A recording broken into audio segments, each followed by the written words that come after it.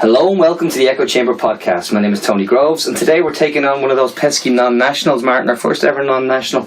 As always, I'm joined by my co-host and one of the unsuccessful candidates for the Late Valentine Show special, Mr. Unlucky in Love, Martin McMahon. Yeah, always. More importantly, we're delighted to be joined in the Tortoise Shack by Green Party candidate for Dublin Mid West, Head of Communications and Public Affairs with Active Retirement Ireland, and a man who specialises in getting to second base, I think. Peter Kavanagh. Do I pronounce that right, Peter? Peter Kavanagh. It's just Peter Kavanagh, yeah. Okay, yeah. Peter, thanks so much for coming on the podcast. It's a pleasure. It's a pleasure to be here in the famous Tortoise Shack, or the infamous. Infamous is more the word, all right.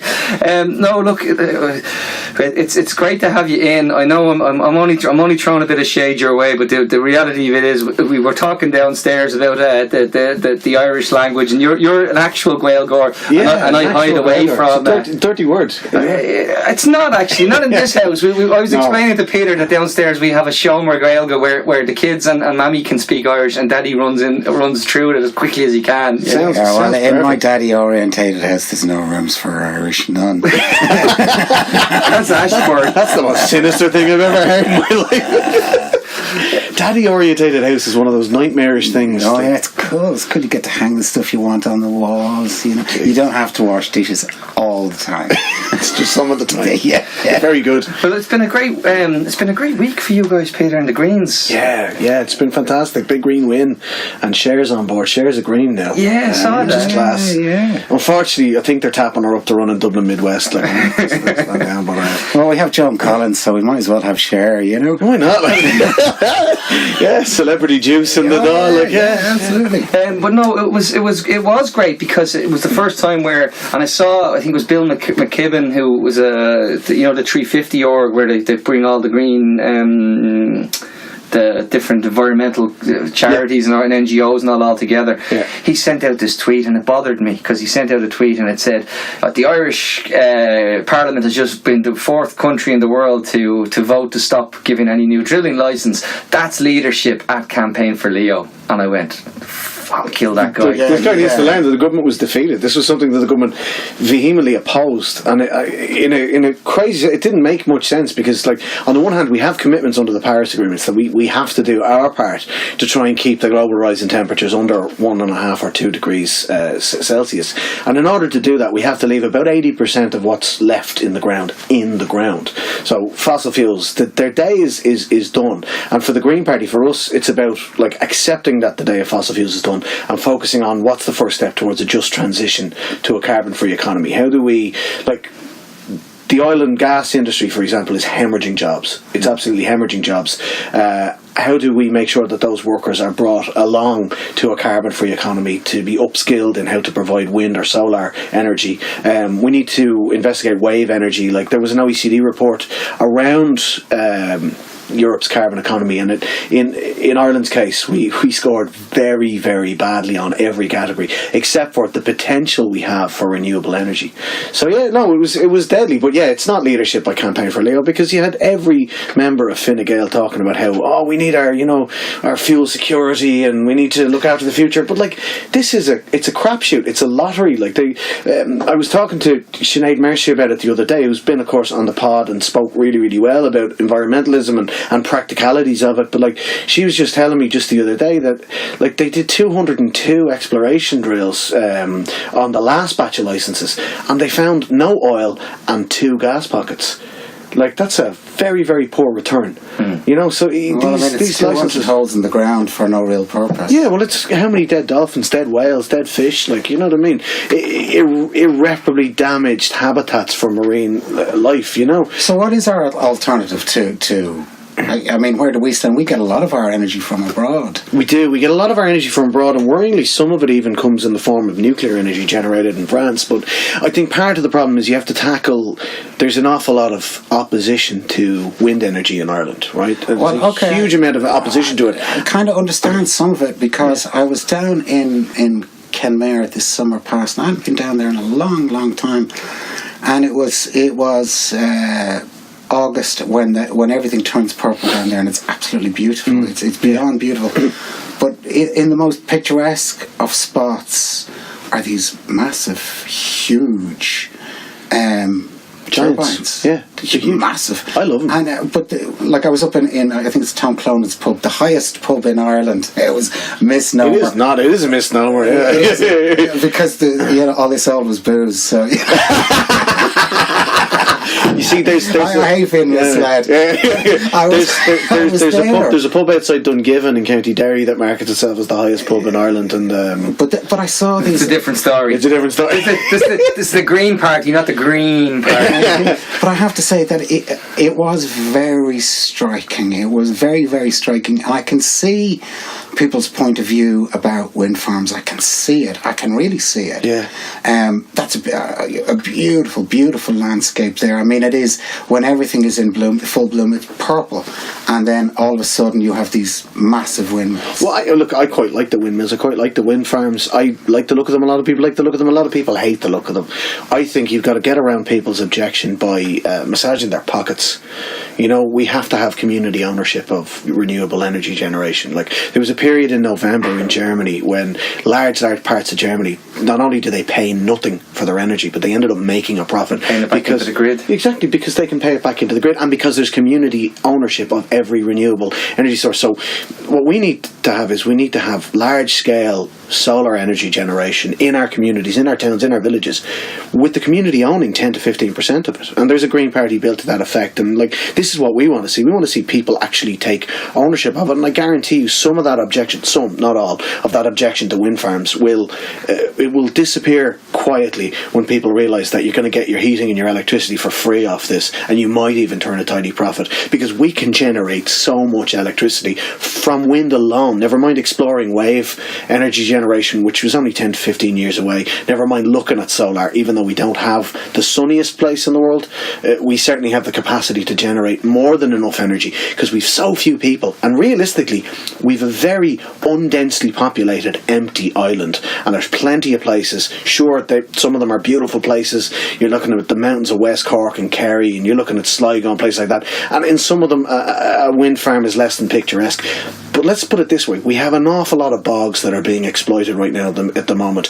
They're not pretty, you know what I mean? There's huge buildings there. You go to places like just outside Clare, Galway, near and down towards Banagher and Offaly, and then the Bog of Allen in Kildare. You have these massive places that are currently just being exploited for their peat resources.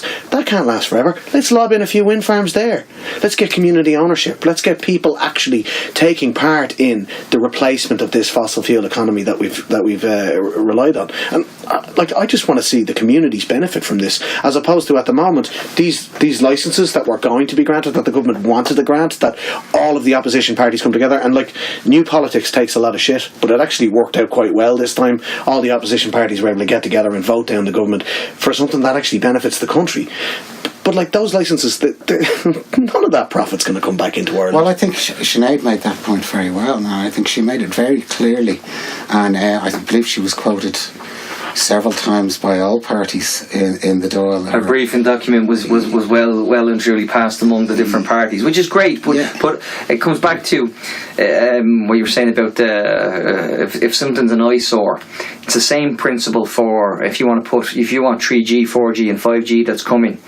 There's a scandal at the moment of rural broadband, and the simple fact is that 5G will be faster by I think 30 times faster than a broadband that will be rolled out, and our government are still committing to put this broadband to every home in the country on the basis that there's some contract that I know Gavin Sheridan is trying to get FOI to have a look and see what's actually happened here, because he's been restricted by Naughton's office on the grounds of commercial sensitivity, and for some reason this appears to be the only national contract of procurement that's completely secret for some reason. Someone pointed out that in 201 of these national contracts, this is the only one that can't be released because of some kind of commercial sensitivity. There's a real story. There's a story here, guys, and that's going to run and run. In one of the papers during the week, where they had two politicians and they were discussing broadband, and they were saying we're protecting 85% of the country, and they were doing it by not letting them have the internet. No, but it goes back to, again, and I'm going to say about the wind farm, the actual turbines. the masts that are dotted all over the country that supply your 3G and your Vodafones and because we've only got really two providers. Everybody else is piggybacking off them. Yeah. So you've 3 in your Vodafone. Everybody else is just a variant of that. Yeah. There's something like, I think it's 1,614 of these things in the state, and people are getting paid for them. So you'll find them on top of Garda stations all over the place. We have there's huge community opposition to masts as well, for various different reasons, but I think you find that when you give someone a huge wedge of cash to have one going up out of their roof, that opposition slowly dwindles away. I think reward communities for taking part in an energy revolution. That's what we need to do. This idea that our entire history of resource exploitation in Ireland has been a huge rush to gift massive profits to multinationals. Just like you just look at the Corrib gas field, for example, and you've looked at that in the past yourselves. What are we seeing out of that? Because these companies aren't even paying a full 12.5% in tax. We haven't seen anything out of it yet. But the funny, it's actually it goes back to even worse than that, because if all you've got to do is run up in the Dublin Mountains like the Egypt that I am, and you run around the Dublin Mountains that are currently replacing the conifers with more natural Irish woods. Deciduous. But I know the word's deciduous, but I'm just I'm trying to make it non-national based here. What's the? Don't even ask me. But we're laughing about it. But the truth is, you're going through these things and you realise that we stripped these all bare. Because we exported all our wood to the UK when we were a colony, and it was replaced with these furs that grew quickly, and now we're doing that. And it's almost a nice little metaphor for what we do with a lot of things, where we turn around and we just basically do the most short-term thing that we could have done, and now we pay for the penalty 100 years later. I'm running around the corner and up by the Hellfire Club, and there's this ugly stain on the side of a mountainside, because that's what we were left with from the legacy of something that happened. A lot of things get through in Ireland, like these projects getting through Ireland with the jobs. It'll create jobs, and we get that a lot, and we're getting it a lot. Piss all jobs in fossil fuels. I know. Yeah. There's nothing left. And the problem with this idea of let's let future Ireland pay for that is this current government doesn't realise that the bill is due now. There's no more putting it on the long finger. 2020 was the deadline, and we're not going to hit those targets. We're going to have to stump up. 2030, we're not going to hit those ones. We're going to have to stump up. There is no more, we'll pay it later. The knock is coming on the door, the bailiff's here, and we're going to lose the telly and the furniture, and that's it. There's no more head under the blankets. The repo man's here. Well, I don't know. They've had their heads under the blankets for a long time on carbon emissions, because let's face it, the biggest source of carbon emissions in Ireland is farty cows. It's one of the biggest. It is the biggest. The methane emissions for cows. The last one I saw was the biggest. Now, am I right? It is. It's right up there. To be honest with you, I'll defer to, you've probably seen statistics on more recently. Personal consumption of fossil fuels was pretty high at the time as well. Just burning your turf fire, your coal fire at home, or even wood biomass, it still creates an awful lot of carbon emissions. But methane. The farming has to be. But who's going to take on lobby groups in Ireland? Who's going to take on the farmers? But the farmers is actually a pretty small group compared to what it used to be. It is a much smaller group. Farmers, the number of farmers have declined enormously over the years. So it's a small group that wields quite a big piece of power, and the rest of us are all facing these fines, which of course have to come out of taxation. Of course, they have to come out of taxation. And look, to be honest with you, I'm not going to go down the road of all the rest of us and all that, because I firmly believe in solidarity. I firmly believe in pool taxation, and that is what we have to do with taxation. I'm not interested in leaving the farmers to one side, and we need the farmers. We should be able to be a self-sufficient island if we had to. You know what I mean? We need to revolutionise what we do in farming, what we do in fishing, and all that. But we need to do it in a way that isn't absolutely going to kill us. But if we're doing that, why do we have why do we gloat that we can produce enough food to feed 50 million people and have children living in food poverty? That makes no sense. There's one answer: neoliberalism. We'd agree with you. We would agree with you, but this is why it's called the echo chamber. But every time I make that suggestion to someone in the office, it's not that simple. No, it's pretty simple. It is pretty simple. It's when you complicate it, people get left by the wayside. When you actually introduce layers and boundaries and bureaucracy. When you introduce, or to go back to the old socialist categorisation, when you introduce rent seekers, yes. When you introduce people who come in and look to cream the profits off every single layer of the food chain, then that's where you leave people in food poverty, in fuel poverty, and also it's like, this is mental. It's an island that can produce enough food to feed itself 10 times over, that can produce enough energy to power itself 10 times over, and we've got older people living in fuel poverty, and we've got children growing up going to school hungry.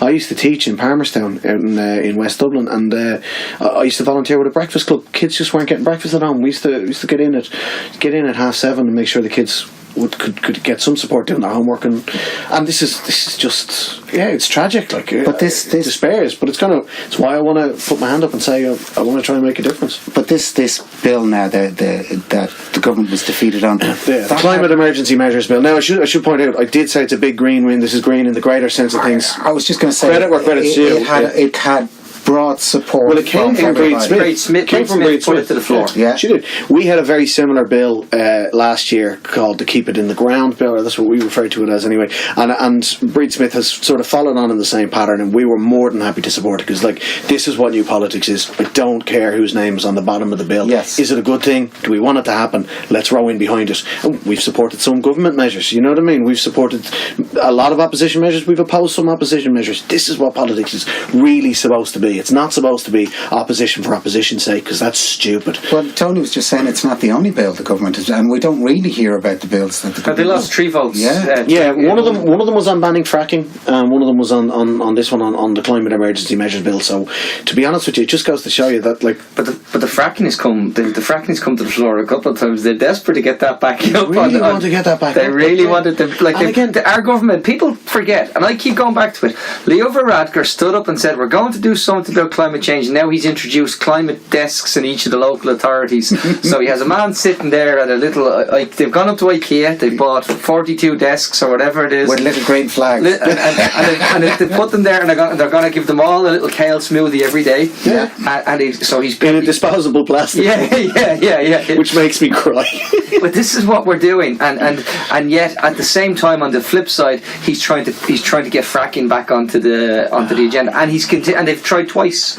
So they'll be back again. It's climate hypocrisy. It's just climate hypocrisy. It's cool to say, hey guys, let's tackle climate change, but realistically you judge the measure of a man by what he does, and the measure of Leo Varadkar is he is a Fine Gael Taoiseach, and I don't expect any different. My problem is that we have a populace that'll actually hear what he said and just believe that they're not as nerdy as me and Martin. No. The problem. This is all circular. The problem is that you come back to broadband, and those without broadband don't see the dissemination of the message. They don't see that 10 minutes after Leo says this thing that on Twitter or Facebook, it is completely ripped asunder.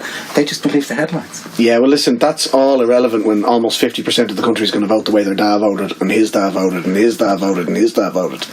You know what I mean? Tribalism is just, it's like, yeah, sure, people will look up they might believe the headlines, they might read the whole news article, they might read, your articles, they might read your blog, they might listen to the podcast. I just said people don't vote out of ignorance. People vote out of fear. I'm not saying they vote out of ignorance, but people vote out of fear, and they vote out of tradition as well. Yeah, well, I think it's more fear. We get this message. I mean, Greens, even though you've been in government, they would be loosely aligned with the populists. Do you know what I mean? They would be on the populist side of things. I don't even know what populism means anymore, because the right use it to about the left use it about the right, the centre uses it about everyone. I'd love to get a good Irish definition, contextual, about what populism is. Well, I'm going to tell you what populism was. When populism started, it started because of in the US, the Populist Party, and it caused absolute chaos because it brought down a government in America, because what you had was people who realised that they were up to it. They were working for factories, and then they found out that the landowner who they were paying rent to was also their employer, and that they were felt completely marginalised, and they were getting, it was a pure and utter, and you used the word already on the podcast, rent-seeking market that they were getting. They were being paid the wage to pay rent to the same guy, and the money was just, it was going in one big cycle. The populism that actually emerged out of that frightened the life out of the government, and what happened was they actually then decided you introduced workers' rights, you introduced bills where they put regulation in. Then they killed it successfully by actually introducing simple things like I think we call it the American dream these days, but what it was getting on, and I think we spent every house had a TV and a car in the driveway and a refrigerator. The TV in every sitting room, and a refrigerator in every kitchen, and a car in every driveway. But what populism now became a slur and a smear, which it isn't actually, because what it actually meant was the concept of something that was meant of a better idea of trying something different. But it's been destroyed because it's been associated with the movements like Brexit, movements like some of the Trump stuff, and now more recently movements like the ridiculous, I'm going to stop calling them ridiculous because we have to do things like Irexit and things like that. You know? But well, the right uses the word populist to smear the left. The left uses the word populist to say that the right is just as populist as the left. Look, politics is about getting elected. And getting elected is about being popular. So every politician, regardless of the shade they are, is a populist. And that's just the way it is. I mean, it's showbiz for the ugly. Always was, always will be. I have a home. Winner. My wife always said I had a face for radio. It's perfect. That's why we do podcasts. That's why we do podcasts. It's not a visual medium, baby. The word populism lost all meaning to me when people started calling the Right to Change movement populist. Yes. And it's like, no, it's a popular movement. It's a movement of people are being actively engaged in politics, in activism, and saying this is what we want. This is no longer just a case of we're going to listen to who shouts loudest and do some things, pay some lip service. There's quite an analogy there this week in that there was reenactments of the smashing of the windows. The suffragette movement. Hannah Sheehy Skeffington. Yeah, absolutely, and in her way, she was populist. Yeah, she was listening to anybody who opposes the status quo is a populist, and the status quo is a moving feast. There's a different status quo on the right to the left. The dirty word here, and I think what we actually need to call the dirty word out, it's centrist. It's the dirty bastard who says I'm a centrist. No such thing. Yeah, if you're a centrist and you're genuinely saying to me that you're happy with the way things are, well then I'm sorry, but the way things are, you've been led by the nose by the neoliberal policies or by the wider, so you're not actually a centrist. There was a great series of tweets a while ago. It was absolutely hilarious. It was like, I went to the centrist rally. It was brilliant. There was loads of people with banners saying things should stay exactly as they are.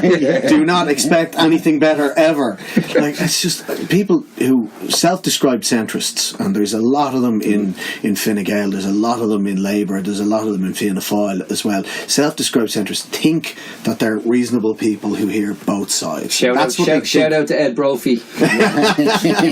He represents both Fine Gael and Labour in this context. Yep. No, he has to. He's the choose. Sorry, poor Ed has to decry Labour 3 times before Cockcrow. Oh, is that what he has to do? But the thing is, they think that they're reasonable people who listen to both sides, right? Actually, they just enthusiastically support whoever is in power at the moment.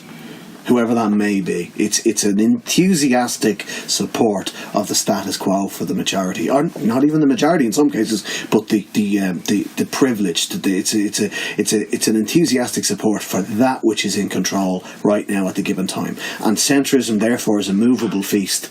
And somebody who enthusiastically supports the Celtic Tiger economy and this is great, let's all buy apartments in Bulgaria, it's great, enthusiastically then supports austerity. We need to do this. We absolutely need to do this. So it was summed up lovely, and Martin, you pointed it out to me. You rang me earlier and pointed it out to me that Leo did his appearance at Google. He stood there and he said it's great that Google have 7,000 jobs in Ireland. And it was Aidan Regan, actually, the economist, then, what he said, well, yeah, that's wonderful, but 72% of them aren't Irish people. They're imported from all over Europe, and they're not and that's, which is great, let people come, but they have to be housed, they have to, services have to be provided, they're not there, and that will breed what they would actually call the other side of the genuine ethno-national nonsense, that stuff, when the services aren't provided, it's easy to punch down, as we keep saying. As opposed to actually saying, well, why aren't the government providing the infrastructure? Why aren't they doing this?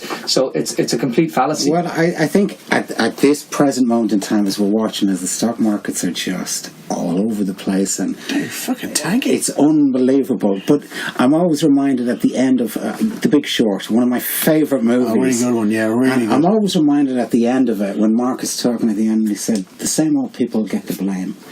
The immigrants, the poor. These are the people that are going to get the blame for what the banks did, and it had already started, and that was at the end of the last boom bust cycle. Yeah, and then we have Michael. This is always made me laugh. Michael Noonan standing in the door going, "Oh no, we're Fine Gael. We'll avoid the boom bust cycle." And you're avoid the boom bust cycle. you're like, how, Michael? Michael, how are you going to do Michael it? Noonan with his series of incredibly successul early medieval budgets. This is it. The budget for 12 will be melons and melons. melons and melons. But we're laughing about it. But the simple fact is, we're laughing about it because we cry, Tom. Yeah, we'd cry. Look, it really frustrates me, and I'm getting really agitated now, because the simple fact is, the markets are hooked on quantitative easing. They've been hooked on it since the printers were turned on. The way we got out of the global financial crisis was actually by pumping the patient full of morphine. Okay, what happens when you take the junkie's drug of choice away?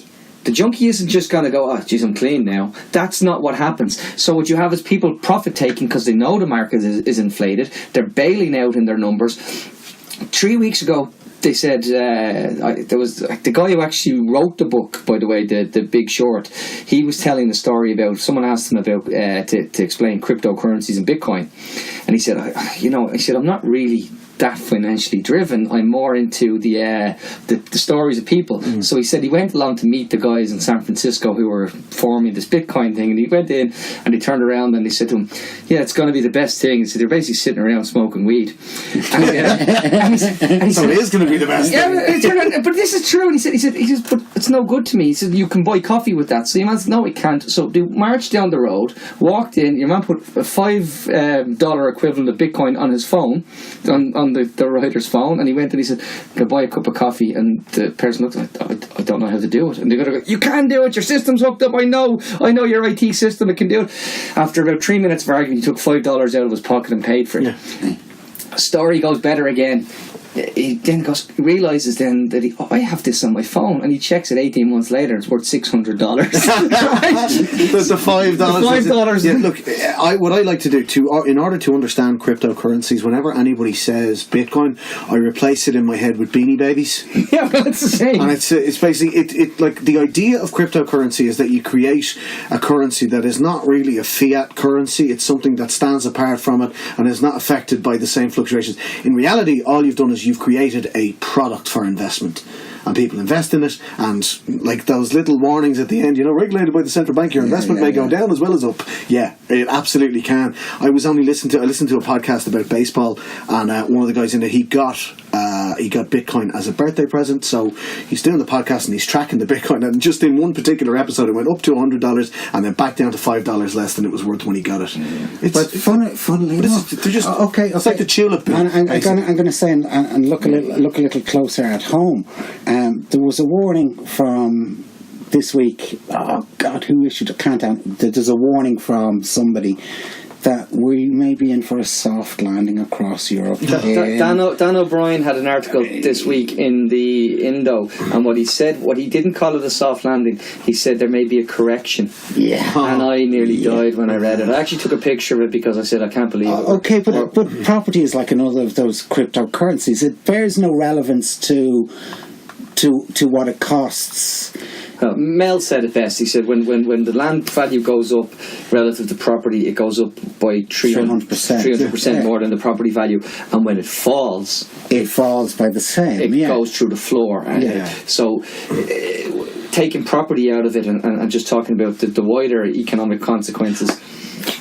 I don't know if you can ever successfully take property out of it in an Irish context, though. We are just so unbelievably property obsessed compared to our European neighbours, even compared to our nearest neighbours, the UK. Yep. The obsession with home ownership, with land ownership. Do you not think that's from our history? It is. No, it's completely from our history. It's totally from our history. And I think it's a good thing. I think home ownership is a really good thing, and I think the solution is home ownership for everybody through the different pathways. Yeah, so I think it's a good thing for many people if it's the right thing, but I think that to the exclusion of non-home ownership pathways. So I work with older people. The only reason I'm big into home ownership, the only reason my wife and I actually eventually bought a house quite recently, is because I've worked with older people who are on a state pension that don't own their own home. Yeah. They're riddled. Oh yeah. Like, can you imagine? You get $230 a week max. That's if you've paid your full contributions. Put it in Ned Flanders language. Your foot diddly hooked is what you are. yeah, that's exactly what you are. If you have no income, no capacity to earn, no capacity to return to work, and you have to pay rent at market rates at the behest of the market, and it's simply because we don't have a culture of renting. We don't have a culture. We have a culture of being landlords, but being amateur landlords. But there are other countries where the property market is not as volatile, where it is more seen as houses rather than properties. Homes more than houses, even. Yeah, absolutely. We don't even bother with anything like that. It's like it's dog eat dog. Yeah, like I don't know of any other country in Europe where negative equity is a thing that somebody who's not a big economics nerd is actually interested in. You know, because largely home ownership is not an investment, but we created a culture whereby there was a Deccan television program. I'm an adult. Get me out of here. Get me on the property ladder. There was more than one property. Yeah. More than one program. Property porn.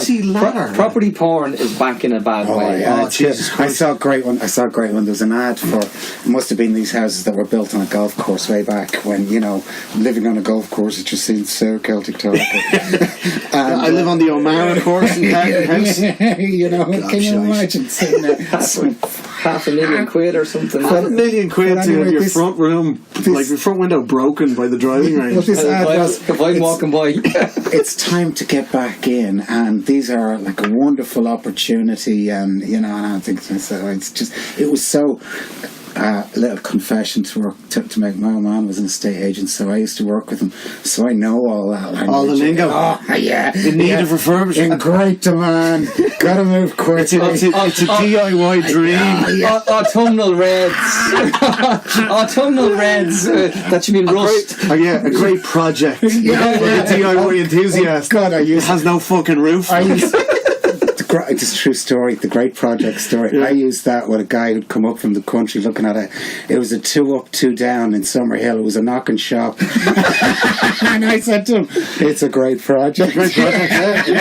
Hourly rates are. No, look, we're really actually, like, I don't know. I saw Dan O'Brien talk about a correction, and like that, Martin, I heard echoes of soft landing. Bing. And it does worry me greatly. When Dan O'Brien was writing for the Irish Times, I just swear to God, he was my absolute nemesis. So whenever he wrote an article about pensions, I'd have to have a letter in the next day, because Dan O'Brien is a very, very intelligent guy. He's a very, very well-read guy. I've met him actually a couple of times, and he's a very, very nice person. But he just does not believe that social welfare is a thing that should happen. Oh God! He just believes that if you are not generating wealth, you don't add anything to the state. Useless eaters. Can I bring that on to the next thing that happened today, and it is relevant to this conversation. Charlie Weston jumping up and down because they said the central bank have said that when they introduced the law that said, there was a 2-year deferral on repossessions. That's what it was, and it was a necessary evil, folks, right? And they said thousands of people stopped paying their mortgages when that came in, and Brendan Burgess ran to the radio microphones and said, they didn't pay, we paid. Us taxpayers paid for them to stay in their homes, and this was the banks charged everybody else, and this went viral. Today News Talk pissed itself with glee. They say, here they are, the won't pay for anything mob. Ivan Yates was literally first to the barricades with the torch. The greatest trick the devil ever pulled was convincing the world that Ivan Yates is a journalist. No. Martina was just Martina Devlin. Honest to God, last night she was just brilliant. Yeah, the clip is there on Twitter, and you got to go back. She's talking. Ivan is talking about North of Ireland. He's talking about his arse, North of Ireland. That was nothing. And she just in this beautifully cultured northern accent, she goes to, "You're a dinosaur, Ivan." I just thought, and it was she just delivered it. The delivery was just beautiful. Fantastic. But it goes back I'm a big fan of listening to opinions on the markets and property from the only man in history to go bankrupt running the bookies. That always cracks me up. How can you fuck up as a bookie? There's queuing up down the street to actually throw money at you. How can you fuck up? But again, it goes back to it though. As I said, they were out so quick today to say that it was this, and the words came out again: moral hazard. And we've had Mel Reynolds sat with you Peter, and he told us it's the politics of spite. Yeah, it is. Jeez, but that's what we trade in. That's our stock in trade. Like, this is why, to be honest with you, it's why I joined the Green Party, because I've been interested in, I hate the term interested in politics, but I've been interested in making a difference. I've been interested in activism. I've been volunteering. I've been working in my community. I volunteered with Home Sweet Home up in Apollo House as well. I've always been interested in trying to do things to make a difference. And I subscribe to what the Greens were talking about when they asked me to join. They asked me to join because it's more the politics of hope. Mm-hmm. It's solution focused instead of this ridiculous politics of spite. This idea that that you have to blame someone for everything. There is, as I'm sure Mel understands, and Mel spoke really brilliantly on the podcast about the whole idea of the entire property market. Really, it was quite a comprehensive podcast. Yeah, it was amazing. Very impressed.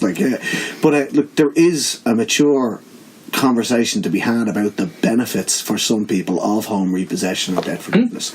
You can't have that while on the one side you have people saying, well, if you stay in your home without it getting repossessed, I'm paying for it. It's like, yeah, so fucking what if you are? Like, yeah. No, but hang on, here's the fuck do you pay tax for? But if you don't pay for it that way, you will pay more for it if you put them out of there you go.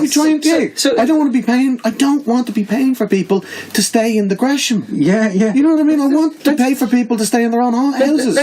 But that's what we need. Join the dots. There's an awful lot of research that shows that the single best way of dealing with homelessness is to fucking give people homes. Okay, I'm going to pull you back. Medicine Hat in Canada yes, have done exactly. They've done it. And you know the only reason it doesn't work around the world universally is because those of us who have already paid for homes go, well, hang on now, if I paid for mine, why aren't they paying for theirs? Let me just tell a little story about Medicine Hat. Medicine Hat had which is in Alberta. They had a mayor who was quite right-wing, quite conservative, and he agreed 5 or 6 years ago to this plan that when somebody presented as homeless, the first thing they did within 2 weeks was to give them a key to their own home. Yeah. By hook or crook. He wasn't convinced, but he agreed to do it on a trial basis. Canada's kind of like that, they'll give it a shot. So he tried it on a trial basis. They're still doing it to this day, and he is on record as a conservative saying it has reduced all sorts of costs. It has reduced drug rehabilitation, policing, hospitals, that in the long run they're saving a fortune. As a conservative, he can say this is a money-saving way to do things. This is a fiscally conservative measure. Yes. One of the key parts of green politics, and green parties across Europe look at it, and it's one of our policies as well, that we're broadly in favour of the idea of a universal basic income, that everybody gets a floor level social safety net that everybody gets. This is something that is broadly supported on the left, and strangely enough, broadly supported on the economic right as well, because it is a fiscally conservative measure. There was a recent, rather right-wing economic think tank, that came out with this idea for a model of universal basic income. Now, it's not one I would completely agree with, because they're coming up with this idea to replace means-tested benefits, and I think you need to find some way of working in extra supports for those in need of it. But a universal social safety net seems to find a home on both the economic left and the economic right. I remember reading the thing about Nixon's UBI experiment, and he was of the right, clearly. Clearly, yeah. Yeah. But Nixon was not Bernie Sanders. No. But he was a proponent of it, because but they actually trialled it, and there was a fear that went out, because what happened was it was working. It was physically working. That it wasn't costing. It was cost neutral, and people were actually. They reckoned that I think it was 1.4 people were more college educated from these households as opposed to 1.1 in the general population. But what happened was this myth caught hold that there were more divorces in the community, and that women were getting more independent on the basis of a universal. Oh, those women! If you give a woman an income, you never know what'll happen. And it was one of those, it was apocryphal. Someone said, "Oh, I just realised now the gravity of the fact that it's 3 lads." In yeah. Welcome to Manel number 17. Jesus H. Christ. Well, look, they had 6 men or 5 men? 6 men and 1 woman on Tonight TV3 the other day. I thought it was brilliant. So there you go. And she was twice the... Was that Martina, was it? Was that Martina? No, that was Biddy. It wasn't Biddy Early. It was... You were always saying Susan Daly. You called Susan Daly. You call it Biddy Early. It's a good Twitter handle. It's the best Twitter handle. I know people only by Twitter handles. Yeah. But I'm this close to calling you William at every given opportunity.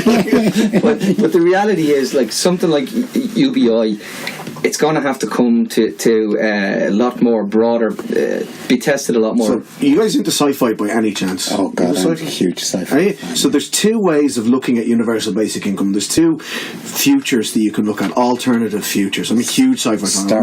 Star Trek Future. Star Trek Future is the left version of universal basic income. They do away with currency. You don't need it. You want to be a Starfleet captain? That's grand. You want to be a musician? That's grand. Benjamin Sisko is a Starfleet captain. His dad runs a restaurant. His son's a writer. And every career choice is valid. That's great. That's right. Have you ever seen The Expanse or read the books by James S.A. Corey? No, really good. It's on Netflix. 2 seasons of it are on Netflix. What they have is they had a different alternative future, right? What you can do is you can subscribe to Basic, which is enough resources to get by in life. If you're a citizen of Earth, you can subscribe to Basic. But when you subscribe to Basic, you give up the opportunity of a career, of an education, or of any kind of role in the military. That sounds kind of right-wingy for me. Exactly. So what you end up with is only those with enough money to give themselves a launch pad into a career, an education, or any kind of thing can do it, and you end up with people on Basic and they develop these right-wing lazy tropes of they're lazy, they don't work, they don't do anything. Kind of in Gattaca. No, but the exchange. I highly recommend you read the books. They're absolutely brilliant. There's like 8 or 9 of them on, but there's more. They're really, really good. But you can look at this speculative fiction, this sci-fi fiction, to see this could go down one of 2 roads. Just since we're talking about science fiction and politics, one of my favourite science fiction books is A Far Sunset. I don't know if you ever read it. No, I haven't read it. No. Okay. This guy travels off the other side of the galaxy, lands on this planet, and they treat him awfully badly. He understands nothing, but it turns out that you can be the leader of that planet. Anybody can be the leader of that planet, and you can decide the direction that the people are going in for a year. And at the end of the year, they kill you. And I've always thought that's such a great fucking idea for politics. It's brilliant. It really makes it brings integrity to the fore. What are you going to do with the year? You're going to die at the end of the year, so you're going to try and do some good. I'm going to outlaw killing. But you get one wish. I want 1,000,000 more wishes. Yeah. I will have a read of it. Yeah, it's very good. It's really interesting because it kind of just puts the juxtaposition of politics, and it's so interesting that I speak Irish, and I speak Irish. It's a minority language, and I get an awful lot of. I have to listen to the same old lazy tropes about Irish and all that, and a lot of it is. Can I throw so much? Yeah, throw your fire ahead. Yeah. I have heard them all before. A lot of it is cultural cringe. A lot of it is an inherited 3rd generation, 4th generation, 5th generation cultural cringe. This idea that I want to distance myself from, a culture that we're really no longer associated with. And part of that movement as well, part of that cultural cringe is this post-colonial mentality that taxation is theft, that, you know, anyone who can get one over on the government is a good old fella, you know, the Gambine man, fair play to him, fair play to him. And you end up with that mentality is embedded into American culture where taxation is theft, and if you can get one over on the government, fair play to you. It's embedded into the neoliberal culture. Oh, completely, yeah, absolutely. But then you look at the contrasting culture in a lot of European countries, taxation is not, like, it's not. And people are quite proud and patriotic to pay tax. I feel patriotic to pay my tax. You know, and okay, there's an argument that, well, they know what's going on, you know, the good stuff. You know, if you live in Denmark, it's going on one of the best healthcare systems, best education systems, it's going on a great public transport system, it's going on a fantastic infrastructure. Yeah, but there Lewis doesn't block the yellow box. I saw that tweet, right? I saw that tweet. Dublin City Council put out a tweet like saying like, was it Dublin City? How long was that carriage? 55 metres? Yeah. It was like, look how big my Mickey is. 56 every metre counts. All flaccid. But there was a tweet saying like it's adding to complications on Dublin's traffic. I'm looking on like, the bus lane looks free, so do you mean it's complicating it for the cars? Because I'm okay with that. I don't see the problem there, because like that Lewis has got 90, 100 people on it. More. If it's the 56 metre one, it's got a lot more people on it. Like, there's cars with one person there. It's like, I'm sorry, I don't really have that much sympathy for you that you're going to be a little bit more late now. But what you're finding is it's affecting everybody. It's affecting cyclists because they've done that arseways. It's affecting... oh, listen, cyclists, I cycle in Dublin. It's crazy. I mean, there was no real joint John Lyne sat here and he told us, he said they were shown this plan and they thought it was the initial submission, and then he said, where's the second draft of it? And he said, no, that was it. That was it, like, yeah. And he said, that can't have been it, like, he said, no, that was it. Look, it's crazy, and then to have to deal with, like, taking your life into your own hands, cycling down the quays in the morning, and then to have to turn on the radio and to listen to somebody call you a Nazi or something because you cycle. Yeah, I saw. What the fuck? You mentioned Susan Daly. Did you see her husband spilled off the bike last week and his elbow was just nasty? There was a terrible collision, hit and run at Cheeverstown, not a million miles from near where I live. Yes, it's just out. There's the bypass up there near the Lewis Red Line, and it's crazy there. It's mad. Like, there's nowhere safe to cycle, and we know that cycling is better. And we know that, and yet the problem is, you get something like where we come up with an idea, a plan for a Liffey cycle track separated from traffic and all that. And the question is, we're going to go down to one lane most of the way up. Where will the cars go? It's like, at fucking home. They'll go nowhere. That's the point. I was actually, it's a very small city. You know, I drove on the quays recently, and I hadn't been in since they changed the system. Now, you know, my driving around Dublin was nearly always on a motorbike, so I like driving around Dublin on a motorbike. I like it. I'm in the car and I'm going, where the hell do I go? What do I do? It's so unclear. You can't find your way down. But I think part of that too, I think there needs to be a truce between cyclists and motorists. I've seen Jesus Christ, this is like, come on. There does need to be a truce. They need to stop badmouthing each other. Some drivers are very good to cyclists. Listen, there's no doubt about it, but I really don't think there needs to be, I don't think it's at a stage where it needs to be a truce. You know what I mean? And I'm not a member of the cycling lobby that Ivan Yates hates so much or anything like that, but it's like, at the end of the day, the guards a while ago did this tweet, like, you know, what's more dangerous, a car parked in a bus lane or a bike breaking a red light? Like, they're both dangerous to cyclists. Yeah. This is like, have you seen Futurama? Yeah. The bit where Zap Brannigan declares war on the neutral planet. Yes. You know what I mean? That's what I feel this conflict between drivers and cyclists is like, oh, there needs to be a truce. It's like, well, only one side is fucking dying. That is always the one thing that gives it away. It's that moment where you turn around and you go, if a driver gets, you know, when a driver has that anger part and you see them, you go the cyclist hasn't a hope. No. Do you know what I mean? He rattled your wing mirror. And so, because he did that, you're going to kill him. You want to hit him with the car. Okay. I remember cycling back from town one time. I was cycling down the New Nanga Road back into Clondalkin, and I'm cycling in the bus lane, and this car comes up behind me. Shouldn't be in the bus lane, by the way. It's kind of like, there's loads of traffic. I'm scooting up the bus lane. If a bus comes up behind me, I'm going to pull in as far as I can, and if I need to, I'll get up, I'll get off the bike, I'll get onto the pad, I'll let the bus go past, because I don't want to delay 100 people or 200 people, whatever. But this car comes up behind me, this little black Renault Clio hatchback comes right up behind me, flashing the lights and beeping the horn. So I just slow down and start cruising and all that. And then I get this I get this realisation. Martin, you drive a little Actually, Clio. I know it's a Peugeot. It's a French car. I get this realisation, this horrible realisation. Actually, if he gets pissed off at me, I'm going to die. Oh, yeah. So I quickly sped up and pulled out of the way, and he shot up. Like, I think a lot of the problems cyclists are having now, motorbike riders have had for years and years and years. Absolutely. Years and years and years. We're well used to not being seen on the road. We are, you know, and being blamed for it. And being blamed for it as well. But we're kind of a little bit more aggressive than the bicyclists. Tiny bit. You know, the luxury of doing it at great speed. Yeah. I remember him, as you said, clipping a guy's mirror. I remember at the Battle Tower clipping a guy's mirror up in Farnham. And I put his mirror back, and you know the way they fall back. I didn't damage it, just put it back. And I went on, filtered on through the lights, and I'm sitting at the lights, and I just happened to look in the mirror, and it's this big, huge man with this big red face, and he is barreling down through the traffic at me. I didn't care, the lights are red. Come on. No, there's look. I mean, it's a huge problem. I know anybody listening outside Dublin will be laughing at us, but it is a huge problem. Dublin city centre at the moment. It is like the Dublin. Anybody listening outside Dublin? It's so cute. But we have got like, because we are so Dublin. Ashburn doesn't count. I know, but we're so Dublin. Listen in Ashburn. We're so Dublin centric. Dublin. We're so Dublin centric in our mindset, because, like, you know, we are. But you go to Galway, you find the Galway bike scheme. The Cork has the Cork bike scheme.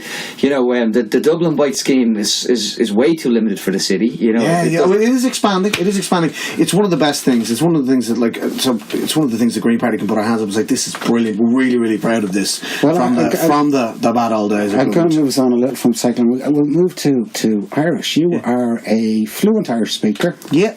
You speak at Irish at every opportunity. Every opportunity I can, yeah. But you weren't born speaking Irish. No, I wasn't. I was lucky enough. My parents decided to send me to the nearest primary school, which happened to be a Gael school, and just from there on, I started speaking Irish. I stuck with it. Went to an Irish language secondary school in Clondalkin.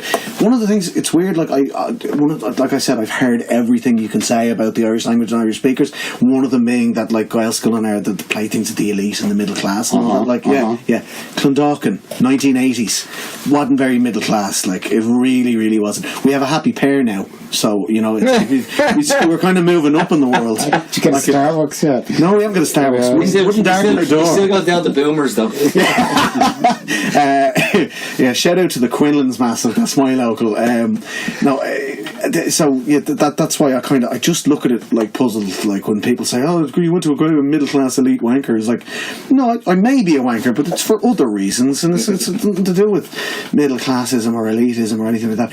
I stuck with it. The Irish language secondary school, was good at it, studied it when I went to college, and then it was just nothing. It was just a language. I speak it, and that's it. But when I got to college, I kind of realised, oh wait, like, there's a sort of a community built up around it, and there's people who speak it to each other, and, you know, you're not just speaking in the classroom to your mates. It's like, oh, you can meet people who also speak Irish, and we have this thing on that. And then when I came out, I didn't do much for a while. I taught Irish for a little bit in Palmerstown and Kilcock, and I started working in the charity sector. I used it whenever I could. Well, didn't get too many opportunities, and I started volunteering at Radio Nalifa, a community radio station in Dublin, and shortly I was presenting my own show. So I'm doing a current affairs show in Irish. I'm meeting more people, and you constantly hear these tropes, nobody speaking Irish, it's a dead language, it's useless, there's no point to it, you know. My favourite, what's your favourite? And we actually discussed this a little earlier. My favourite is that it's not actually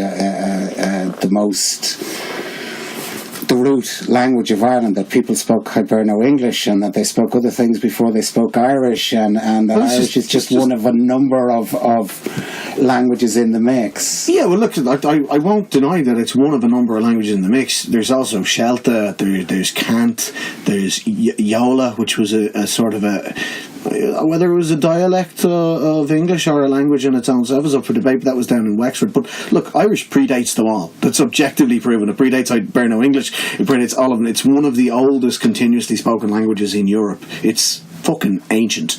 It predates all of that. But yeah, it's one part of the cultural melting pot that is Ireland. There's no doubt about it. It happens to be one I'm inordinately proud of, and one that I really, really love and enjoy and get a great buzz out of speaking and having as part of my own cultural makeup. But among the ones that we got told that nobody's speaking Irish. Like, nobody's speaking Irish outside of those that are, you know, in full-time education or working in the Irish language. Like, I'm not. I work for an NGO. Most of my life is through English. My wife doesn't speak Irish. We speak English, and English is the language of the home. And it's, you know, so anyway, as a kind of a response to this, we sort of got this idea that we were being told that we didn't exist. Myself and a pal, we set up this project called Pop-Up Gaeltacht, where we just celebrate speaking Irish by just once a month taking over a pub.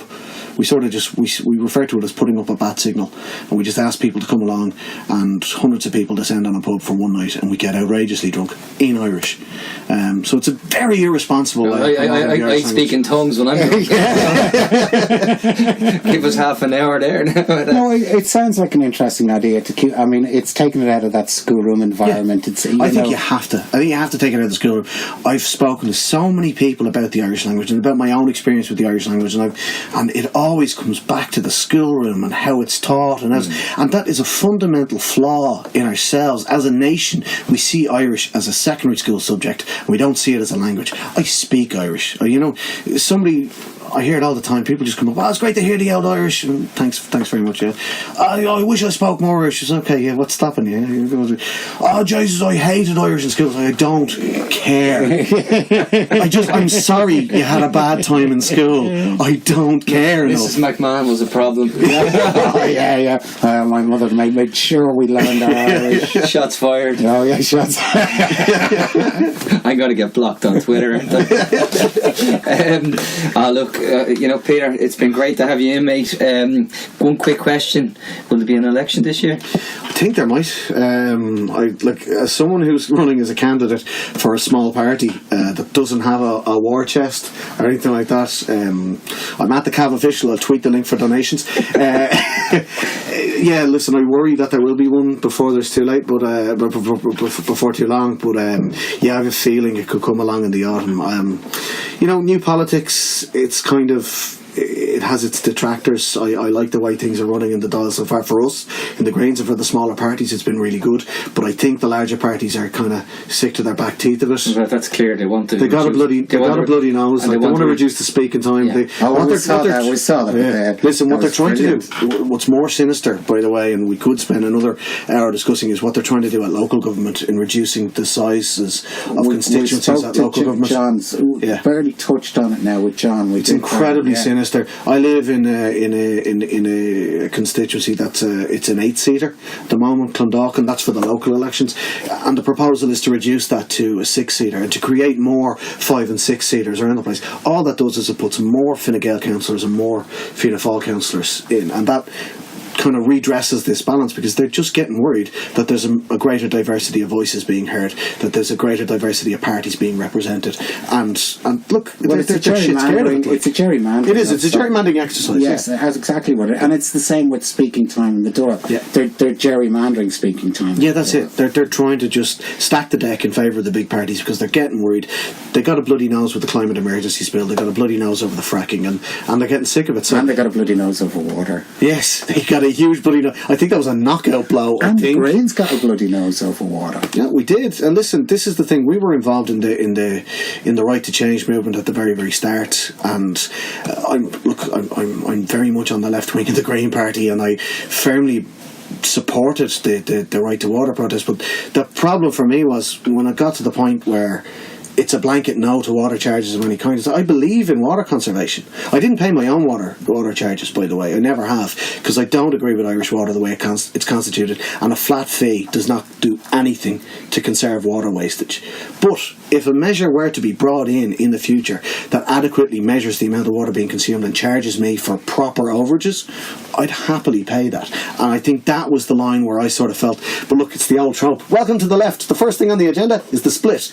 How do we get rid of of view. Well, we've discussed that before. It's no different on the right. It happens there too. They're just... It happens a lot less, though. They're far more tolerant of divergence from the gospel on the right. That's because the unifying theory is profit. That's exactly it. That's exactly it. Our unifying theory on the left-hand side of the spectrum is a better world for everybody, and unfortunately everybody's a different idea of what that means. If I can just, before I had a public meeting out in Clondalkin a while ago, we were talking about how GDP doesn't measure up as a model for how healthy our economy is, and we need other ones, and Eamon Ryan, the party leader of the Greens, was there, and what he said that struck at me was, like, ourselves and the socialists and people before profit and all the other parties and leftists, we all agree with the same thing, that we all have the same diagnosis. The system is broken, capitalism doesn't work.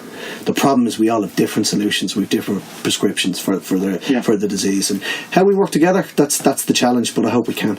We just stay progressive. We stay progressive, and that's what we're going to do, guys. This is the reason we keep try keep a diverse range of voices across, mostly of the left, and we are struggling to get you righties in, lads. You have my number. I'm not hard to get. Listen, honestly, Peter, thanks for coming on. It was a pleasure to meet you. Finally, we've been backwards and forwards for a while now. Listen, folks, thanks for listening. Tell your friends, share the news, share it everywhere. Keep it coming, Martin. Dear Gretch. Kavanagh.